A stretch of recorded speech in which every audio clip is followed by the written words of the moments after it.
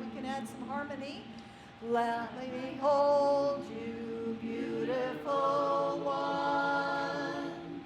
I behold you, child of the earth and sun.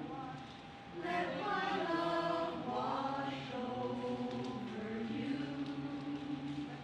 Let my love wash over you. I behold you, beautiful one. I behold you, child of the earth and sun. Let my love wash over you. Let my love wash over you.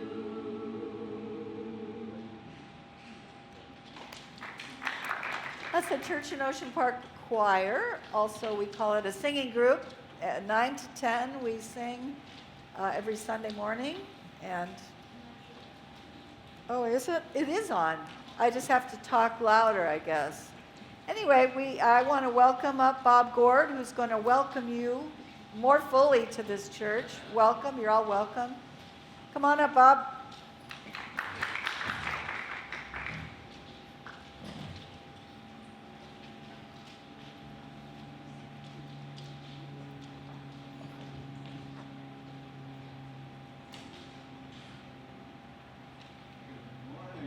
Let me get that.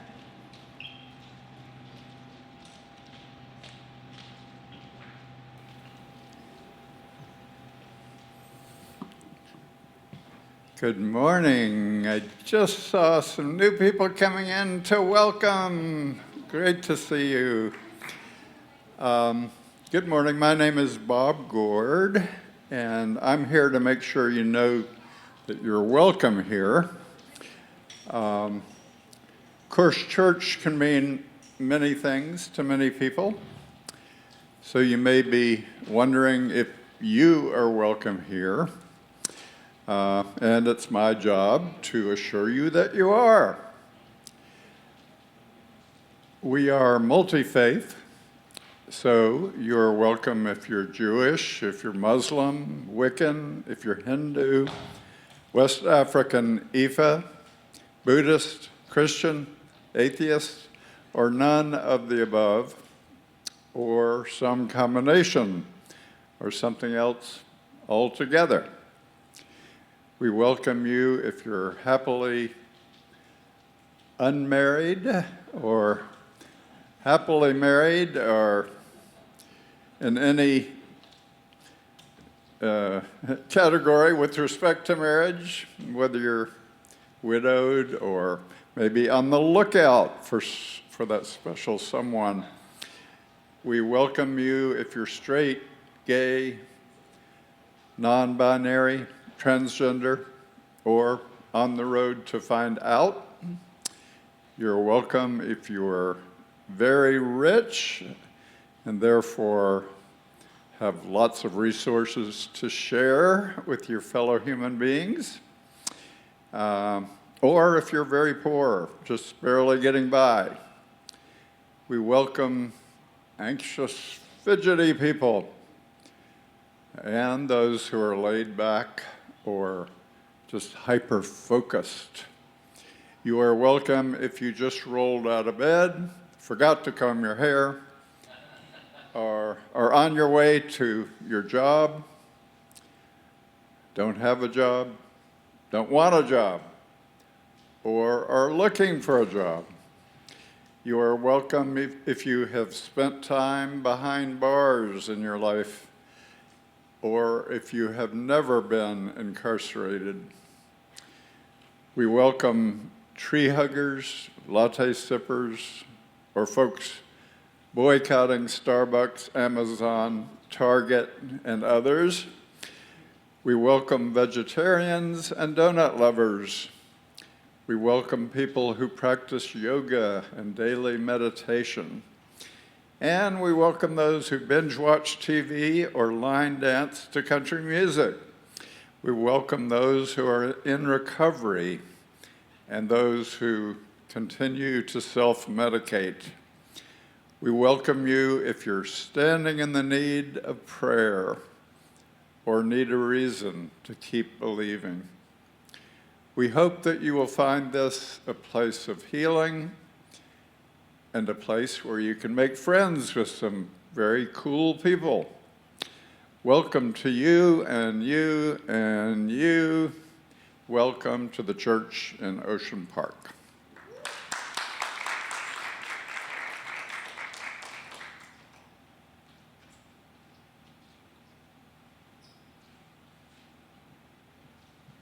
Okay, so I'm Joseph Hepburn. I was away for a while on family business, family holiday. Just came back last week. I stayed away too long. But I'm here to welcome you as my other family, my church family, and to welcome you on behalf of the pastor, who is not physically here right now, but who will probably be with us on Zoom. But Reverend Janet McKeithen is away on family business too, caring for the family. And so she has a big responsibility. And especially as you get older, the family wants you to be there to guide and to support and so on. So she has that family taken care of now. And she has this family, the church family, that continues to go forward. When I got home and visited my son and his 3 children, when I got to the door, I did the right thing. I knocked. I wiped my feet when the door was open. I wiped my feet when the door was open. And I said hello with a bright, glowing face to everybody. And everybody shook my hands. We are not a hugging family. Everybody shook my hands and pat my back and we welcomed. And I went into the house. I did the right thing, but I did not do the right thing at that point in time, because my eldest son, who has Down syndrome, came to me and he embraced me. When I got in, he embraced me and he pointed down. And when I looked down, I realized that I should have left my shoes at the door. So he may be different. He may be not the usual person as we expect normal people to be.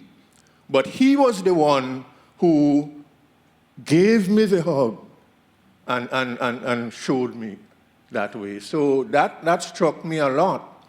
And I think that is what we are trying to do here in Ocean Park. That is the type of response that we are trying to bring here at Church in Ocean Park. So sometimes we do the right thing, but it's not right for that particular moment. And the way how we respond and others respond to us makes us who we are. So we give thanks. When he did that, I say, oh, I remember the church in Ocean Park. So that is good. So welcome on behalf of Reverend Janet, and who is taking care of her other family, and we wish the family well as they continue to support each other. Now we're going to say there's a land acknowledgement that we like to mention here as well, that we, the people of the church in Ocean Park, recognize that we are on land here in Santa Monica that was stolen. We, the settlers of this land, honor the Quiche, the Tongva, and the Chumash peoples. We acknowledge the harms of genocide, enslavement, forced assimilation, gender violence, and at the hands of U.S. settler colonialism. Let us now commit ourselves to healing by being able to create a more just and equitable world through the struggle of changing how we do things that we see as normal and that support the systems that oppress people. So we recognize this harm and we pledge ourselves to be part of this culture of repair. So that's a lot. Let us take a deep breath and we relax and we inhale and we exhale and we get ready to sing the Thich Nhat Hanh, I have arrived, I am home, in the here and in the now, 3 times. I have arrived, I am home, in the here and in the now. I have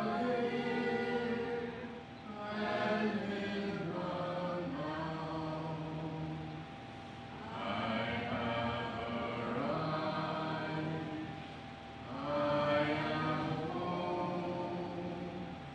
in the here and in the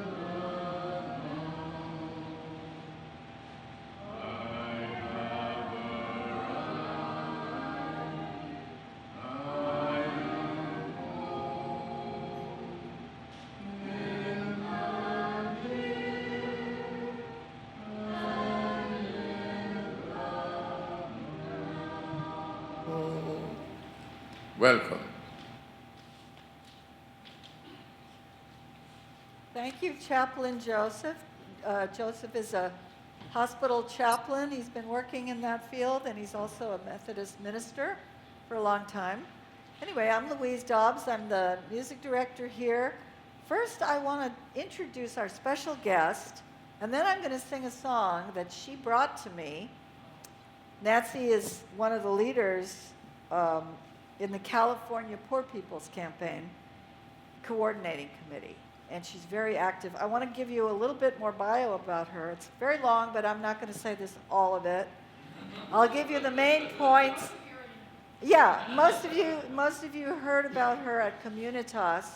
She was our awardee, honoree at Communitas. She is one of the most dedicated, fierce, courageous people I know.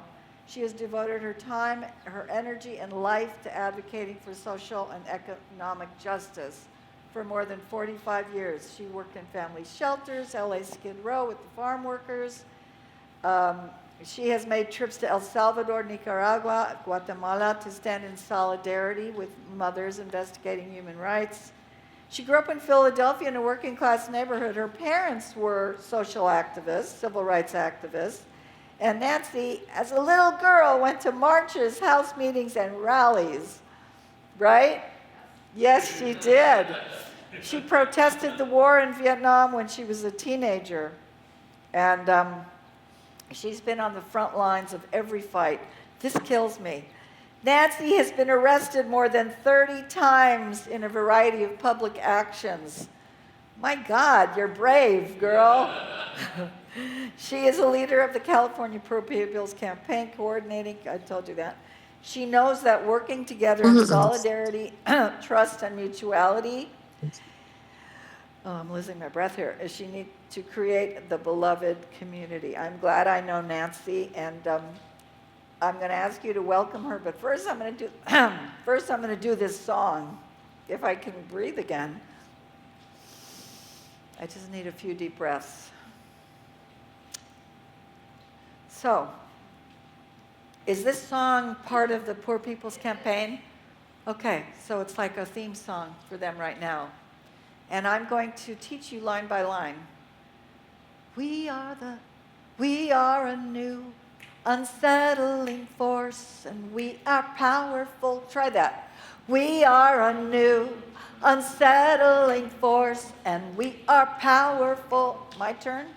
We are a new unsettling force, and we're here. We are a new unsettling force, and we're here. Yeah, that's the second line. It's different. That's right. We are a new. Is it a new or the new? A new. We are a new We are a new, unsettling force for liberation. Let's see. Oh, gosh. It took me a while to learn this. What about the chains thing? Link force for liberation, and we had nothing to lose but our chains. Come on now. We are a new unsettling force, and we are powerful, and we are unsettling force, and we're here, a new unsettling force for liberation, and we have nothing to lose but our chains. We are a new unsettling force, and we are powerful, a new unsettling force, and we're here. We are a new unsettling force for, come on now, have nothing to lose but our chains. We are a new unsettling force, and we are powerful, a new unsettling force, and we're here. We are a new unsettling force for liberation, and we have nothing to lose but our chains. Now I want to do it one more time because now I finally have it. We are a new unsettling force, and we are powerful, a new unsettling force, and we're here. We are a new unsettling force for liberation, and we have nothing to lose but our chains. Good. Welcome, Nancy Berlin. Come on up, Nancy.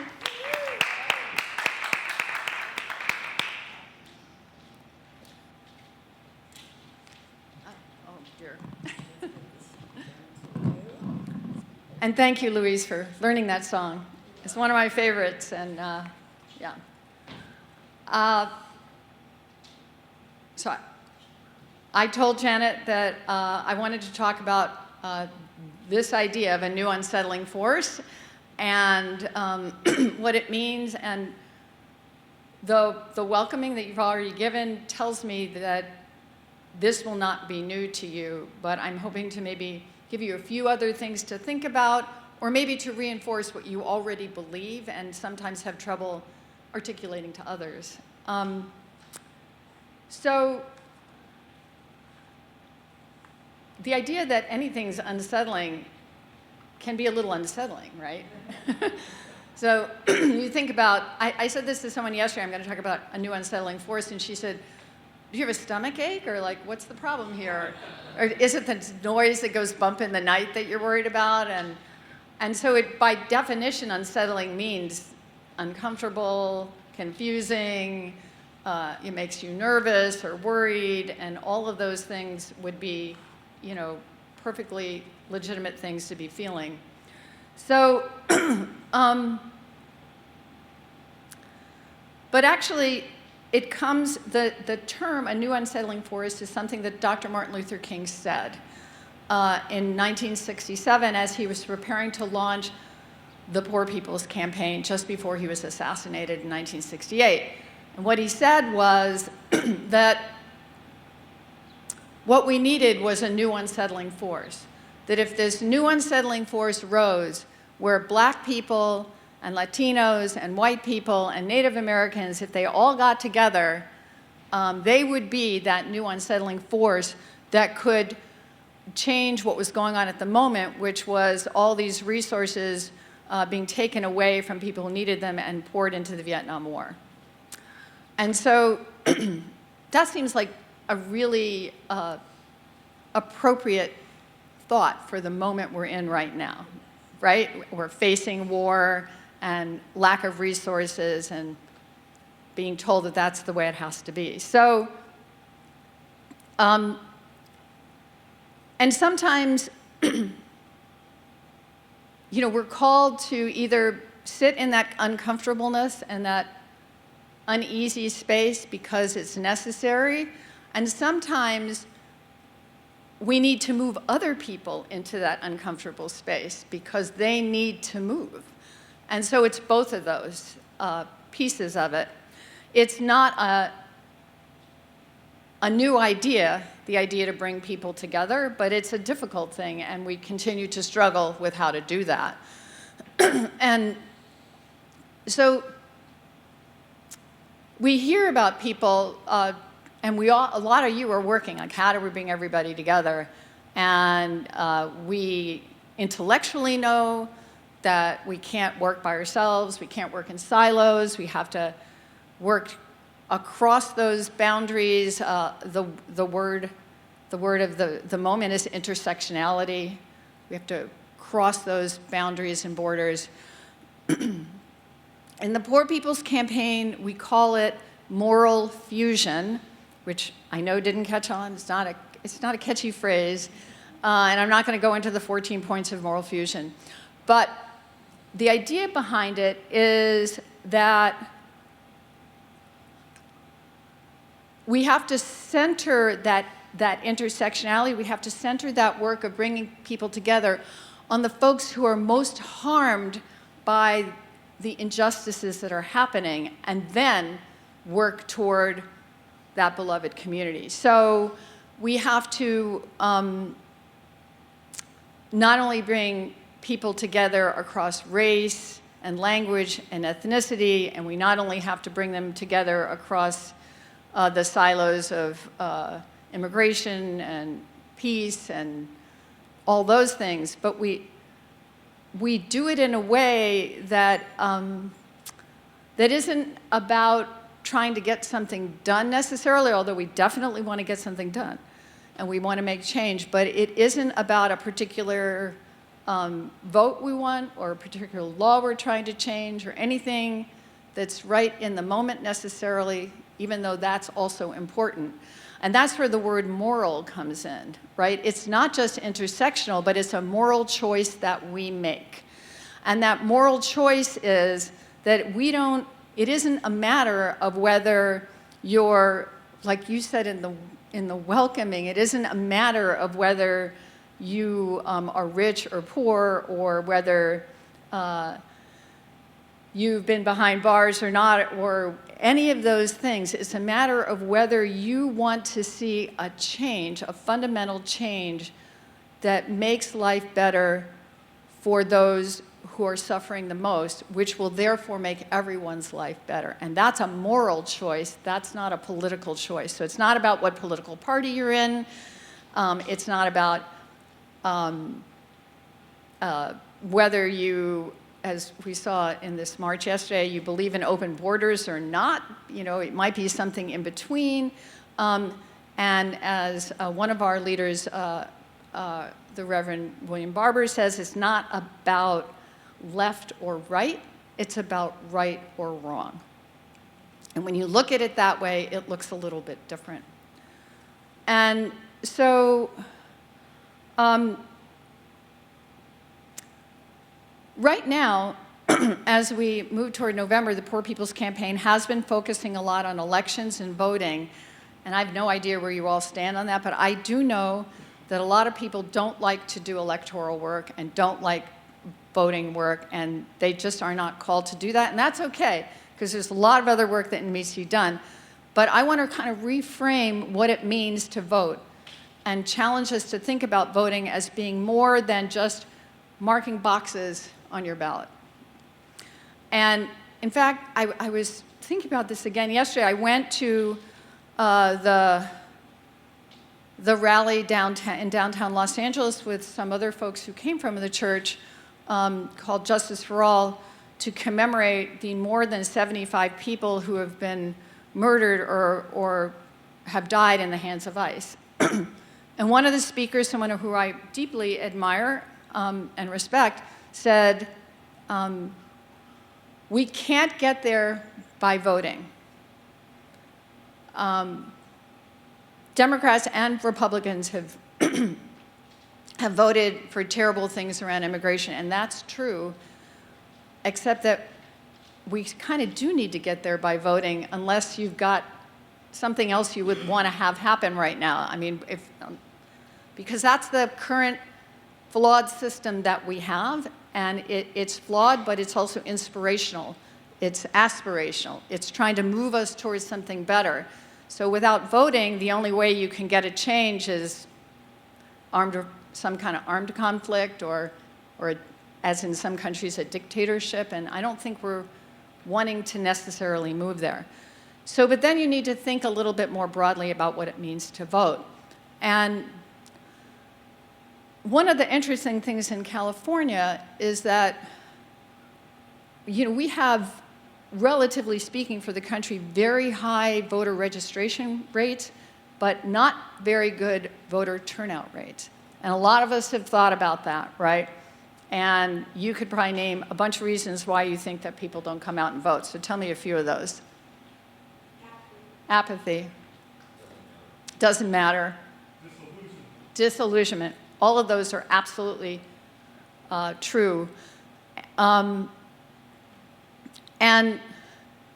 the other thing is, I think sometimes part of the apathy also comes from this idea, well, it's so easy to register to vote. You're automatically registered at the DMV. We have same-day voter registration.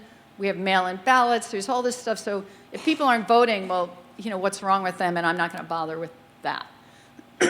And so there's that. There's also distrust of politicians. Yes, absolutely. There are politicians who are trying to stop us from voting. So there's a lot of different reasons, but I want to challenge you with a different one, a different set of reasons that are a little different. They're related, but they're not the same. And in 2024, here in Los Angeles, well, actually throughout the state in California, the Poor People's Campaign did a pretty big voter empowerment and outreach movement. And we learned a lot from it, and we've been thinking about it ever since. And I want to read you, I pulled out some quotes that people told us. We had them lying on the floor and we put them into categories. So some of these are now the basis of what we're trying to do, and they get to this really does get to the new unsettling force, I promise. So one person said to us, the politicians only come to talk to us when elections come around. The rest of the time, they're not interested in hearing from us. And then another person said, because we had challenged people to watch the debates, she said, okay, I watched those debates, and I didn't once hear anybody mention poor people. Not once. She said, people talked about the middle class, but I'm not middle class, and I don't know anybody who is, and I don't even know what that means. And then this one just broke my heart. This woman said, with 2 teenagers and taking care of my mom who has dementia, I can't keep up on the issues. I leave voting to people who are smarter than me.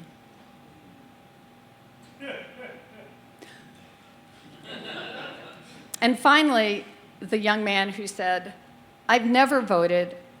I'm not sure I know anyone who has. I feel nervous that I would make a mistake. In other words, people aren't just saying that it doesn't make a difference or it doesn't matter if you vote.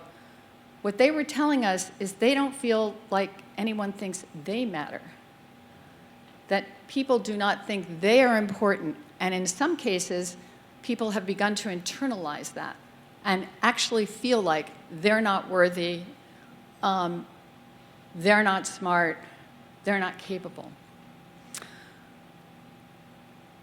That in the eyes of others, they really just don't matter.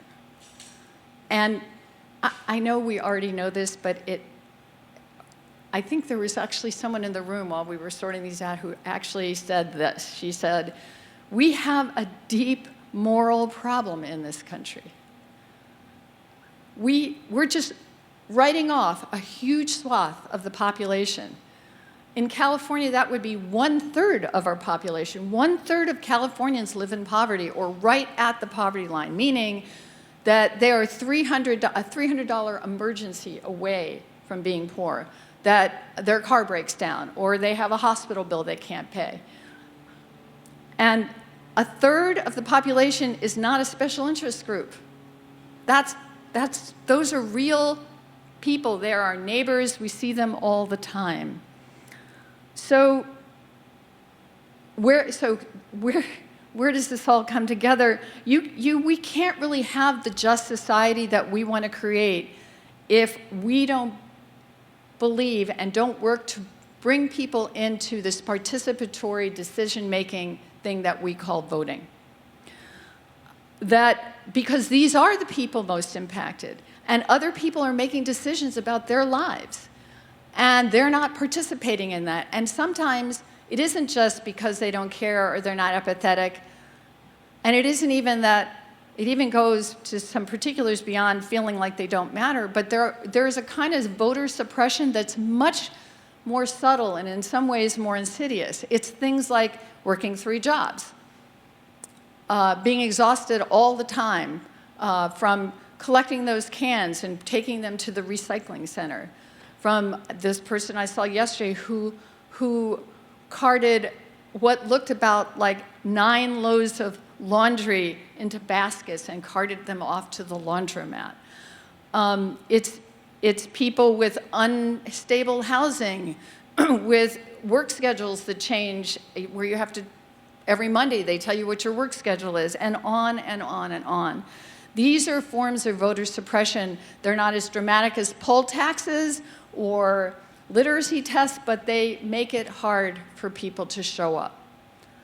And so voting, therefore, becomes also an expression of dignity. Because when people vote, they become active participants in their own lives, and they become agents of change. And they're seen as agents of change. I saw this at Alexandria House, a shelter where I spent a lot of time. And when we registered people to vote, they get things in the mail. Now, I know most of us hate that. We would prefer to get less of those flyers in the mail. But what it meant, people would come up to us and they would say, look what I got. This person wants to know what I think about this. It brings them into the process. And rather than being passive recipients of charity or of somebody else's decision, they become part of that. It's also about something that you all talk about all the time. It's about belonging.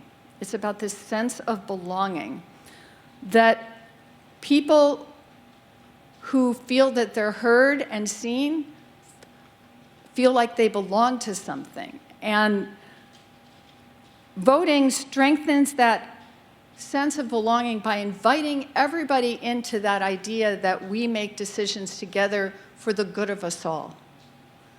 And really, all of our faith traditions teach us this. They all talk about a commitment to love and to mercy and the common good. So voting is a piece of all of that. It isn't everything. It's one tool we have in our toolbox, but it's an important one because it expands the other kinds of community and belonging that we try to foster. It's the mutual aid networks, the defending immigrant rights,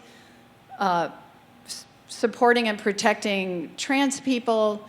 All of that is about belonging, but we can't get there if we can't change some of the other systems that are in place. And we know that throughout American history, transformative change has come when voting was joined with things like grassroots organizing, the labor movement, faith communities coming together, sustained civic action, people in the streets, all of that together. It's all of it. It doesn't have to be a choice. It has to fit together. And so that's what we're called to do right now. We're called to be that new unsettling force that not only believes these things and marches in the streets, but invites everybody in to be part of this making of a better world and a new beloved community. And I know that some of you probably think, a new unsettling force. I feel like I've been doing this a very long time. It doesn't feel new. But every generation and every moment in history is called to do this anew because the circumstances are new and they are different. And we are that new unsettling force. Thank you.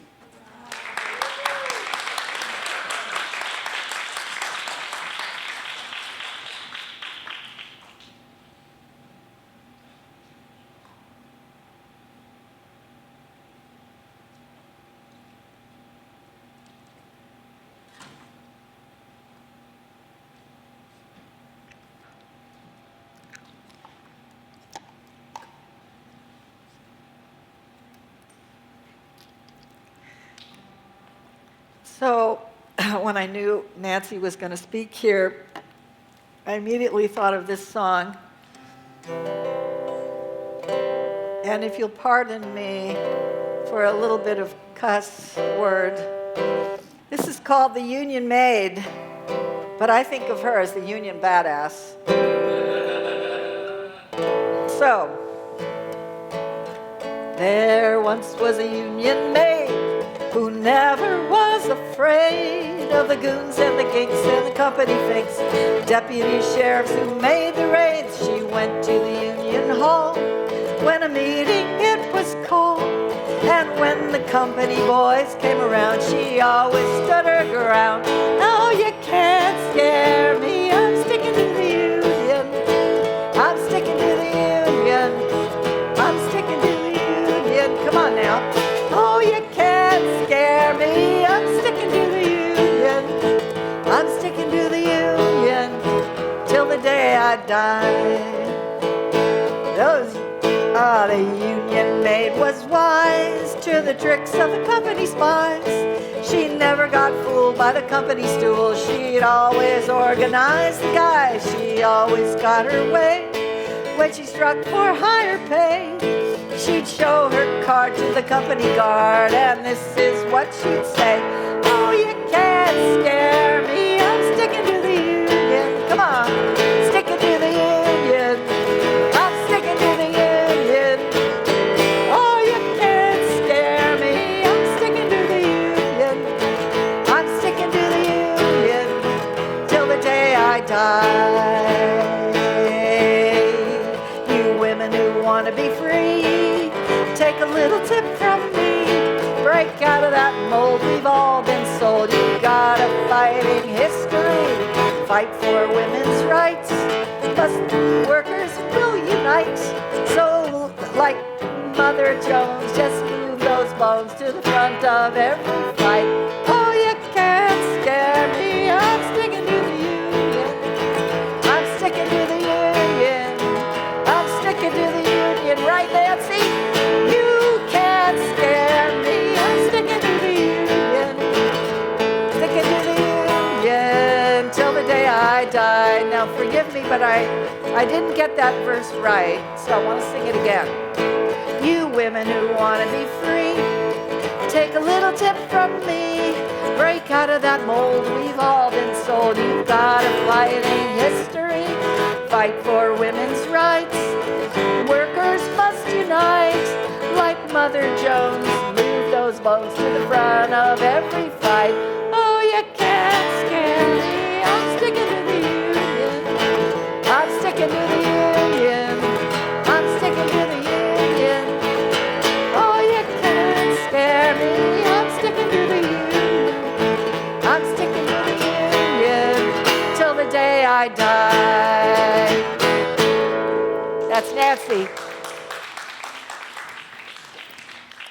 All right, so Nancy, come on up. We're going to bring up a chair for you and do a little Q&A. You can answer, or maybe it's just a comment. We don't know.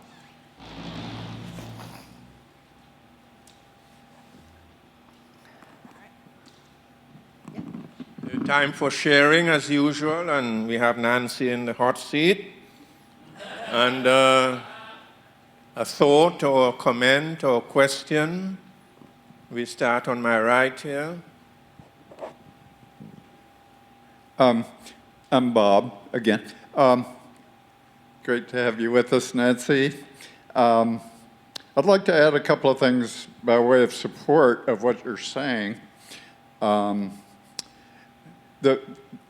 Committee for Racial Justice book group is studying a book called Practical Radicals, 7 Strategies to Change the World. And notice it doesn't say practical liberals, but people who really want to bring transformative change, right? And one of the strategies discussed is electoral change. And adding on, one of the things they talk about in the section on that is that the electoral change strategy can involve more than just voting, and at its best it does. I'm sure you'd agree with this, that voters can do more than just cast a vote. You know, they can keep in touch with the people that get elected. They can keep the pressure on them and so forth. There's a lot to that. So I agree with the idea that, you know, it's a necessary part of an overall strategy. And as you said, it's one tool. It's not the only one, but I concur with you that it's a very important one at this point.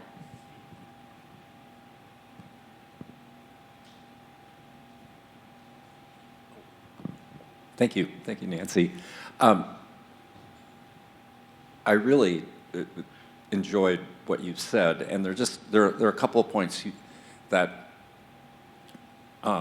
you talked about the moral conversation about what we're doing, not the political, early on in the Poor People's Campaign.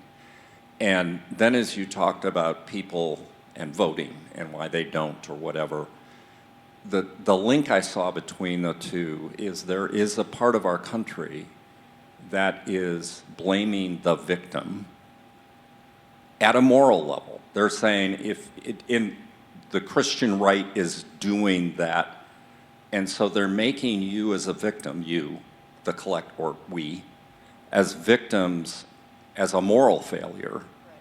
And it seems to me that's one of the big challenges. I mean, you were addressing doing things in community that sort of take away that kind of shaming or feeling shamed of an individual if they're doing it as part of community and other things. So there's a lot really positive in what you're saying. It's just, to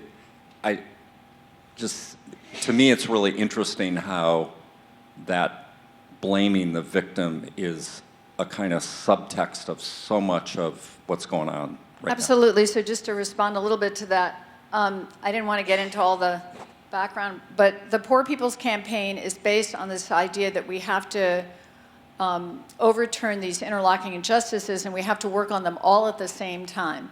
So systemic racism, poverty, ecological devastation, militarism and the war economy, and a distorted moral narrative of Christian nationalism that blames people for their own poverty.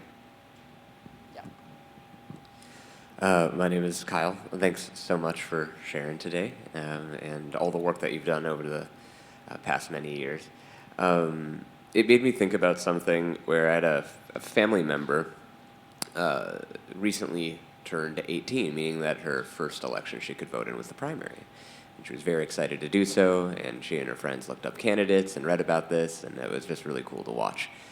Something she came to me afterward and said, because most of the candidates she found that she liked were part of the Peace and Freedom Party. And she said was, people kept responding to her saying, you can't vote for them, they would never win. And she went, I don't get it, and I don't like why the candidates I like I'm not supposed to vote for because they can't win. And this is the debate I remember having during my late teens, early 20s. I think this is an age-old one. Do you vote for who you actually like, or do you vote for who can win, and so on? Or in today's day and age, do you vote for the lesser of two evils, really? I'm curious what your thoughts are in that. I know this isn't something maybe to answer, more so your thoughts about that debate. Do you think that debate plays a role in dissuading folks from being enfranchised? Yeah, I mean, I think it certainly weighs in there because when people don't see their candidates winning, or they, in some cases, don't even see them on the ballot, it's harder to feel like you're being represented or heard. So I think they're absolutely necessary conversations to have because it helps people to clarify what they're really looking for and what they believe in. And right now, you know, we are seeing very different kinds of people on the left getting into office because they refuse to buy into this idea that there was no way they could win. And so it's always good to look for that. And this is a moment where I think traditional political parties are being challenged to, because people are saying, well, you don't look like me, you don't sound like me, you're not representing my ideas, we want something better. And you have to have that out there. And I would say even if an individual still makes a choice to vote for who they think has the best possibility of winning over a really terrible candidate, well, then you may feel moved to do that. But, you know, in a lot of these races, especially in California, they're a lot closer. And we do have the possibility of putting people in who can move the agenda and can be that unsettling force. And I think it's a really necessary conversation to have. I'm Bob, and Nancy and I know each other from way back. This is a moment when a certain political party has totally dedicated itself to the fascist project of taking over the entire federal government. I think, therefore, when we talk about voting or not voting or doing this or that, we have to be very strategic in how we resist and defeat that takeover. So for me, the whole thing is about winning in swing House districts and swing Senate districts and then swing states in 2 years. But right now, at the moment now, it's swing House districts and swing. So I don't care if you vote in California. I literally do not care. I care whether you go to, except, do you go to David Valadio's district? Not his district, but the district he's taken, or some other purple districts that have Republicans in them, and help those people to vote, because you can't vote there. I don't care if you vote here. I really don't care. For example, I'm very active in DSA, and they're very concerned whether the DSA caucus on the LA City Council goes from 3 or 4 people to 5 people, but there's 15 votes, and it's going to be irrelevant to the task of dislodging the fascist party from the federal government. So I think we need to focus on that. Second thing, I think we are not a democracy. We are a repretocracy, meaning we pick representatives. It's probably impossible for 300 and some odd million people to actively be engaged in power. And our very Constitution starts off with a couple of falsehoods. It says, we the people, in order to form a more perfect union. It's really, we 55 wealthy and powerful, about half slave-owning, self-appointed representatives of the people, in order to form a less than perfect union, do establish this government with a fatal flaw, that a few years from now, the Supreme Court can take it over and shift it entirely to the right without any explicit authority from this Constitution. And they've been doing that on and off, mostly on, ever since, and they have enabled Donald Trump's imperial kingdom, and they've issued him immunity, and it's all under the imprimatur of a decision they made in 1802 to seize power. I just want to say one thing to that, because that's too long to answer. Well, 2 things. It's a yes-and strategy. As Bob also said, it's not one thing or the other. We have to do it all. And that part of what you're talking about, going way back to we the people, is this idea of othering and belonging. And we have said that some people are others, and we have cast them that way, and that's why they don't matter to us. And until we can begin to turn that around, we can't do any of those other things. Craig Ali.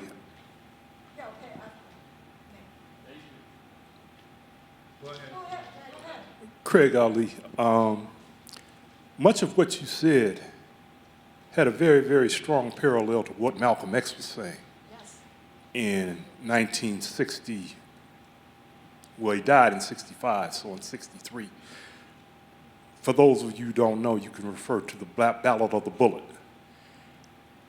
He and King had a lot of back and forths in reference to how the African community should be more or less looked at in terms of voting. I say that because when the Watts Uprising came, King came down here and he tried to speak a message of what it is you talked about, loving, and he was totally rejected. It put a lot of despair in him, and it further, I think, committed him to more or less do that. My question for you is, that being a generation ago, the problems we existed then are present now. No more than, and I can say strongly happening here in Santa Monica.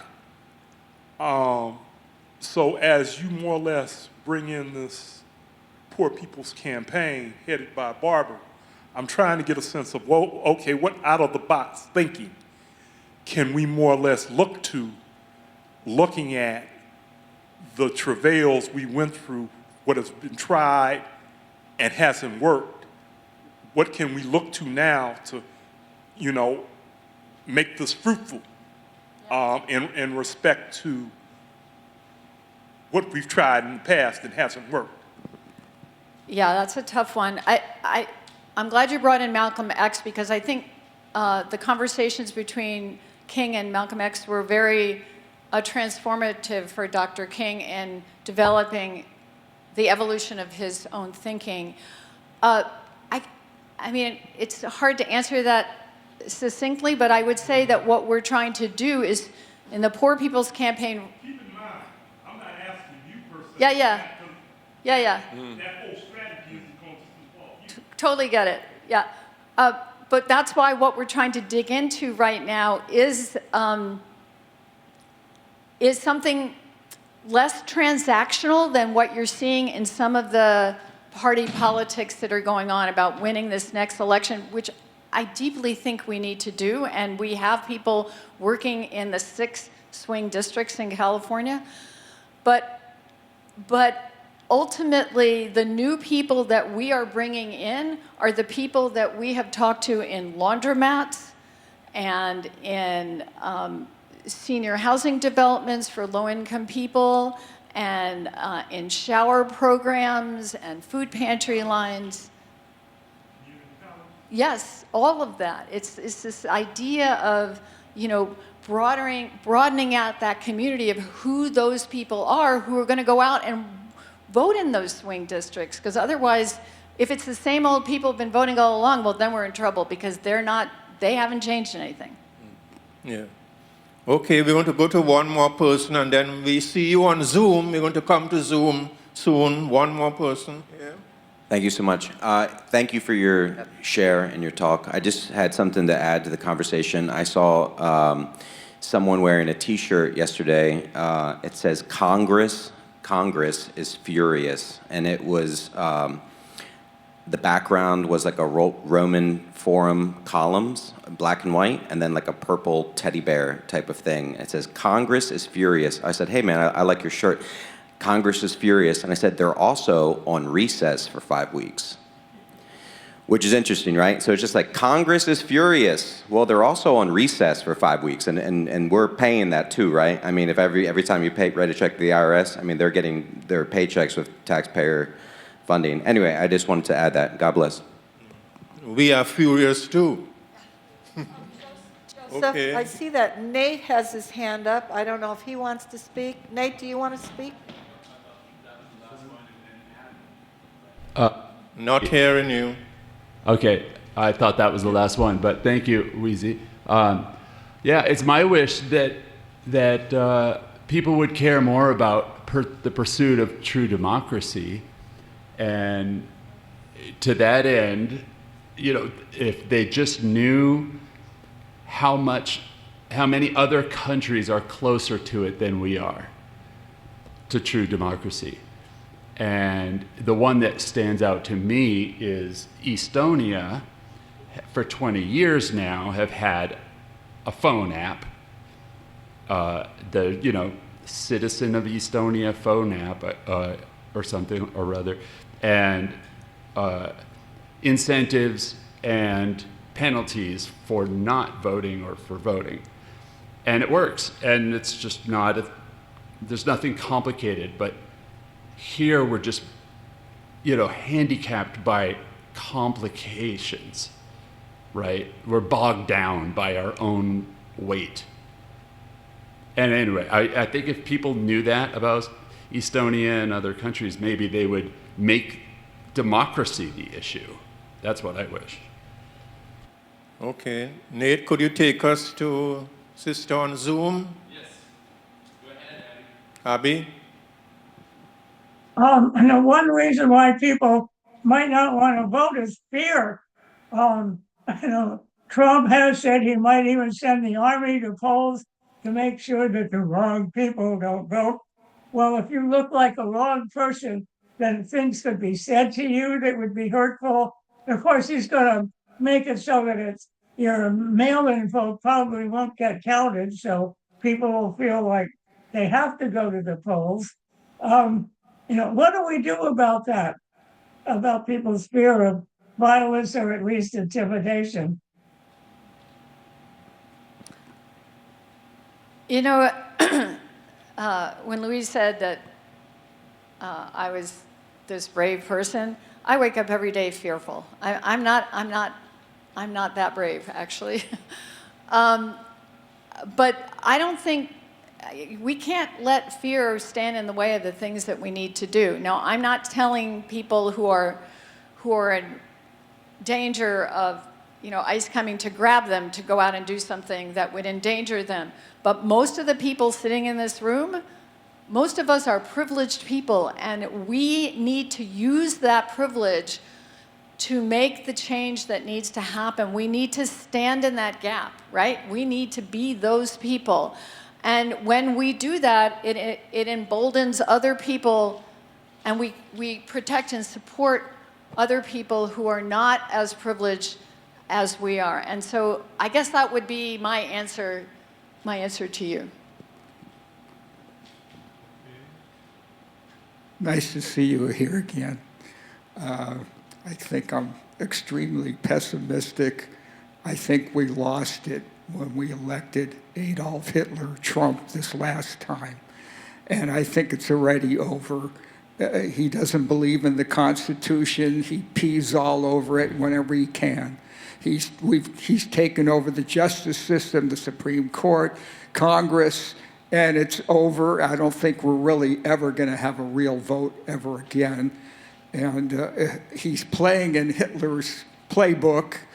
And if you remember their history, when things were starting to get a little uneasy for him, their Congress blew up. And the next day he declared martial law, and that was it. They began arresting he blamed it on the Jews and the communists, and everybody who had said anything against him was immediately arrested. And we can see it now with ICE, that they're arresting on the street. Brown shirt Nazis are running around arresting American citizens even without any rights at all. And unfortunately, I'm sorry to say, I don't think that they may allow local little elections, but I don't think we're really ever going to have another election. So what I think we need to do is start talking about what are we going to do when this happens? So all the more reason to build these strong community ties and to know everyone in your community, not just the people you already know, but the people who are struggling more, and the people it's all the mutual aid stuff that's happening. It's all the more reason. It isn't about one thing or the other. We somehow have to figure out how to do a lot of stuff at the same time. Okay, I see someone else on Zoom. I'm not sure of his name, but he's on Zoom. Bill, go ahead, Bill. Go ahead, Bill. You're on mute, Bill. On mute. No, okay, now I figured out how to unmute. Yep. Thank you very much, and thank you, all of you who, starting uh, with the singing and with Nancy's talk. I don't know Nancy, but I feel I do now. And Craig Ali's comments, and now Marty Lebos' comments about voting. I want to uh, say to Nancy that the person she quoted as being presidential, uh, having the reaction that no one spoke about poor people. I had that identical reaction when the Democratic candidate, time and time and time again, seemed to exclude poor people by speaking the words middle class, middle class, middle class. Of course, that was part of the strategy of her party. And I'm glad that, Nancy, you quoted that young person. I assume that person, or that new voter who would not usually have listed uh, to the debates. I think it's very important, in spite of the bad news that Marty, that you just listed, that the discussion of politics continue, even if the vote turns out not to be meaningful. That's the way the system has always been. Uh, Rights are granted, but they are then manipulated to make the exercise of the rights meaningless.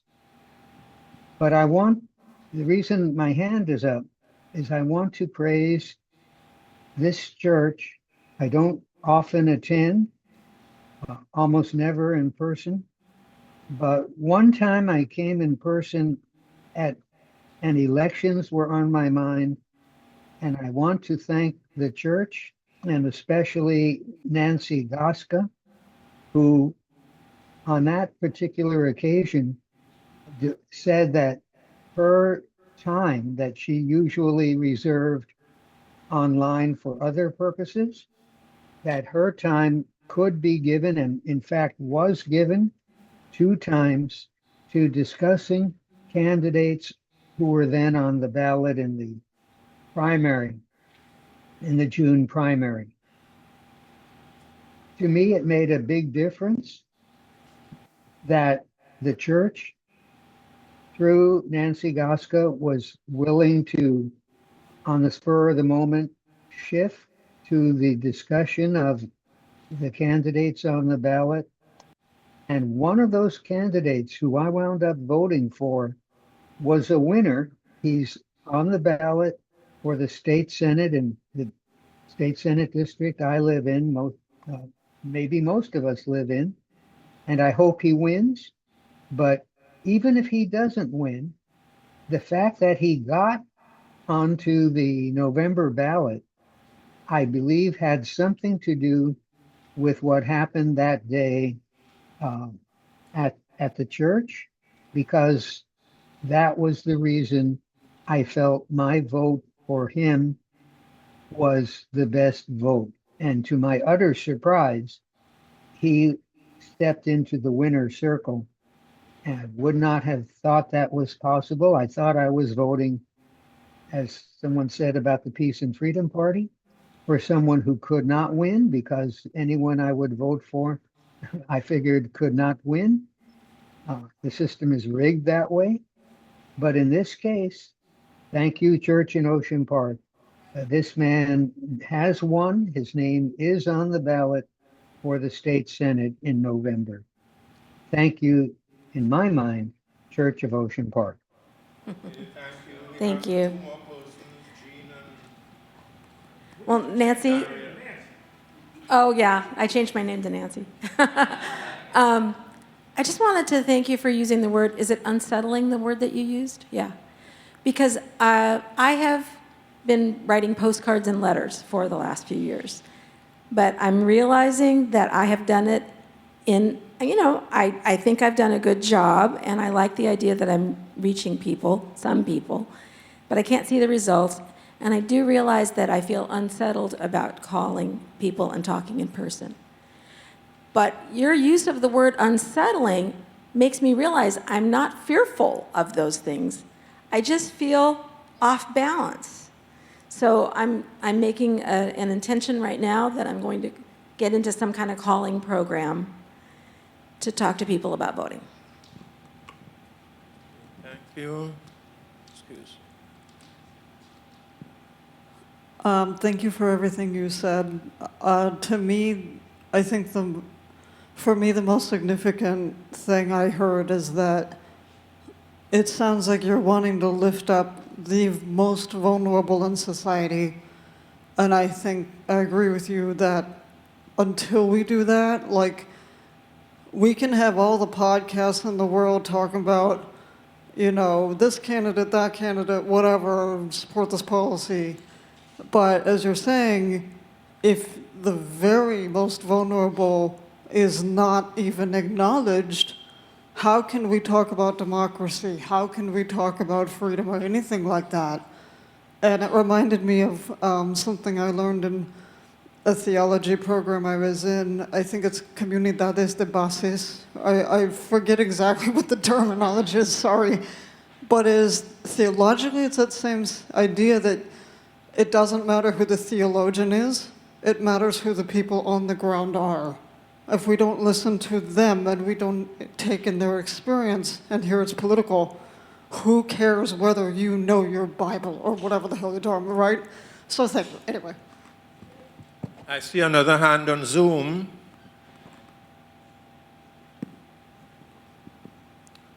Another Hi, hand. is that me, Joseph? Yes. Yeah, hi, Nancy. Thank you so much for this great talk. I personally run into a lot of people who don't vote, I think for the reasons that you mentioned. And I was wondering if you have or could direct us to a source that shows those numbers by class of people who vote and don't vote in California. That's my first question. And my second question, I just have to say, I think it's really brilliant, the campaign to go out to laundromats and senior housing and those types of places and food pantries. I think to me that seems much more effective than phone calls. That's just really brilliant. But yeah, my first question is, where can we find a breakdown? Because I think that I could convince people to vote. And the second question is there a campaign, I mean, like a communications campaign directed to that population to get out the vote this year? And thank you again so much. Thanks. I do have those statistics, and I can get them to the church, I guess, and then figure out how to get it to all of you. It's from a Public Policy Institute report that was produced last year, and it's a report on likely voters. And yeah, I have those. We are, in the Poor People's Campaign, we've been looking at developing those kinds of social media and other communication means to reach those folks. We also had a big statewide meeting this week where we did role-playing to role-play what those conversations would look like when you get to the laundromat. A lot of it is about deep listening, not preaching to people, not telling them what they should do, but listening to what they have to say first before you respond. So in just a quick example, I was trying to begin a conversation about the voting, and this person just kept saying, no, I'm not gonna, no, I'm not gonna. And she said, I got a lot on my plate. And the minute she said that, it gave me an opening. I said, what's on your plate? What's bothering you? What's on your mind? And once I listened to her and she talked about all these things, then we could bring it back to, do you know Congress voted to cut your food stamps? What do you think of that? We could bring it back around. So that's a lot of the kinds of communications and strategies that we're rolling out. Okay, thank you very much, Nancy. I think we also have to think about, while you were speaking there, think about those who count the votes and organize the voting centers, they are under a lot of pressure. And sometimes they themselves might vote for persons that they didn't actually want to vote for because of the pressure that they're under there. So that's a problem there too, yes. Yeah. Thank you very much, everyone. Thank you to those on Zoom as well. Thank you. Now we're going to go to money, money, money. Moment of silence. Okay. All right, I forgot the silence.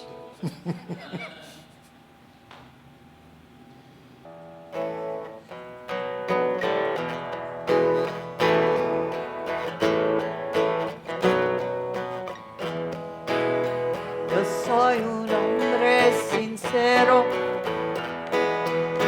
de donde crece la palma. Yo soy un hombre sincero, de donde crece la palma. Y antes de morir me quiero echar mis versos del alma. Guantanamera, Guajira, Guantanamera, Guantanamera, Guajira, Guantanamera. Mi verso es de un verde claro y de un carmín encendido. Mi verso es de verde y claro y de un carmín encendido. Mi verso es un cielo herido que busca en el monte amparo. Guantanamera, come on, sing it. Guajira, Guantanamera, Guantanamera, Guajira, Guantanamera. Con los pobres de la tierra quiero yo de suerte echar. Con los pobres de la tierra quiero yo de suerte echar. El arroyo de la sierra me complace más que el mar.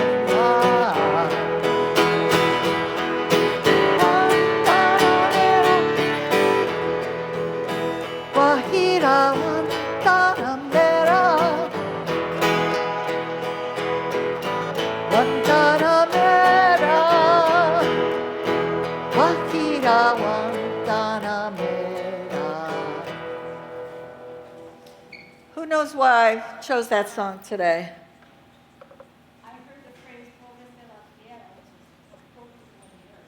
Yeah, great. I chose that because people aren't talking about it very much, what's going on with Cuba. You know, they're building up to take over or something. People are suffering over there.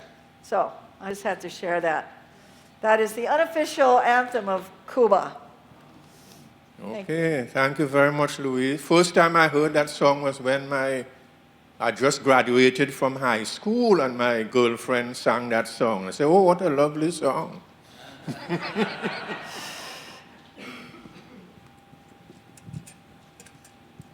Thank you. We keep this plate, we're talking about money and poor people and all of that, but your help keeps this place going and allows us to have these conversations. So anything you can do is welcome. There's also a little card at the back with a QR code if you want to donate online. And you can easily then make it repeating which it's kind of set it and forget about it, which is really good. Even if it's very little money, it's cheaper than all the people who went to Starbucks this morning, right? Just a little bit helps. So thank you. And I want to pass that around. Something that I hadn't thought about, but in general in this political environment of the people in the federal government not really looking out for our health, but I came across this article about COVID being on the upswing in California, and I had forgotten COVID. Ooh. And I had a friend who let me know that she had gotten COVID this week and didn't know how. And I went and looked, and when you get older, you're supposed to have a vaccination twice a year, not just once a year. So it's kind of like, look at that and think about it if you want to keep showing up. And I realize it's not as dangerous as it used to be, but all of that stuff is around, and you can make a choice about it, but just something to think about. So thank you. People like you help people like me go on, go on. People like you help people like me go on, go on. People like you help people like me go on, go on. People like you help people like me go on.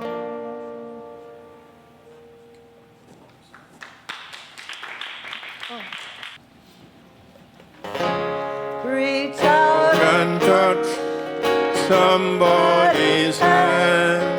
Make this world a better place if you can. Reach out and touch somebody's hand. Make this world a better place if you can. Okay. Our Song. music director for concluding This is song. called Never Turning Back. Keep on walking forward.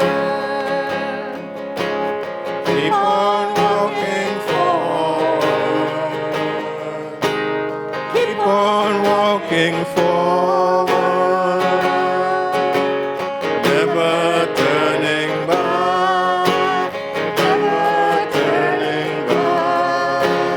Keep on loving boldly.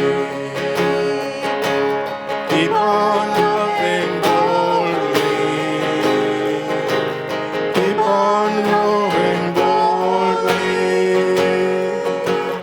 Never turning back. Never turning back. Gonna reach across our borders. Gonna reach across the borders. Reach across the borders. Never turning back. Never turning back. No, we are never Turning back. Never turning back. I'm sorry, Joseph, was there anybody online that had a joy or concern? I don't know if we asked them. Okay, anyone online before we conclude? Anyone online who had a joy or concern to mention? Okay, not at this moment. Okay. So we give thanks for our time of worship today. We give thanks for the music, for the message that motivated us and deepened our concerns and our desires or motivations to go forward and to bring peace and justice to the situation. We give thanks for our pastor as she continues to nurture her family. And we pray for us as we go forward to carry on with new and better projects and concerns as we continue to uplift and help the families that we serve. So we're going to raise our hands together. Those on Zoom will unmute As we say after 3, 1, 2, 3. Carry on. Carry on.